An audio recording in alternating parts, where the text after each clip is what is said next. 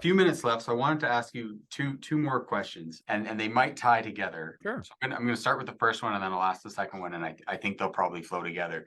There's a lot of technology that's a part of your solution. AI has been everywhere the last few years. I see you smiling there. Yep. Yep. Is AI something that you're looking into? Is it a part of your solution?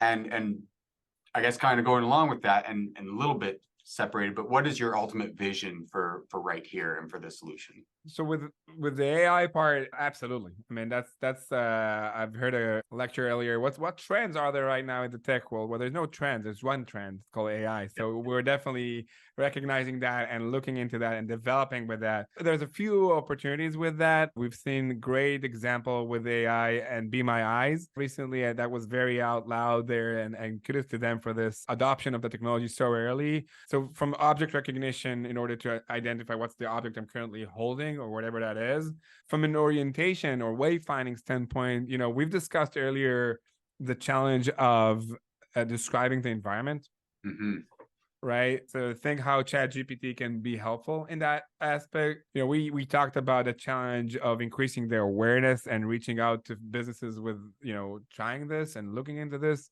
Again, AI there could also be implemented, and also with understanding of the map. You can now also upload pictures to ChatGPT or to different AI engines. They can actually understand some of them. What if we'll, upload some of these maps? What could that hold? So we're definitely looking into that. We're working with that. We're planning a few major, again, as I said, announcements for next year. And from a vision standpoint, again, I think it's, as I said before, it's not a feature, it's people's right. That's what drives us. We've been around, as I said, 6 years. So we faced COVID as a company, right? As a crisis.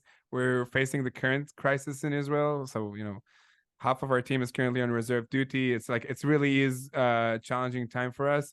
What holds us behind it is understanding that there are people out there that needs it. There are people out there that are relying on this. I actually know people that, as they tell me, I'm not leaving mainly in Israel where we're mainly deployed, I'm not leaving my house without the RightHear open and fully charged. That's kind of a bit of a criticism. Yes, we know the battery issue. We know that. But people are relying on this, and that's a huge drive. That's a huge drive of our work.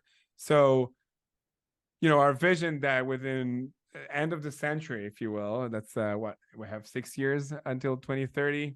Our goal is to have at least 100,000 locations accessible. There's much more buildings than that, but at least we'll hit that milestone. Well, having your facility accessible with an audio format signage is an obvious thing to have. It's not something you'd be proud of. Just like having your website accessible is obvious.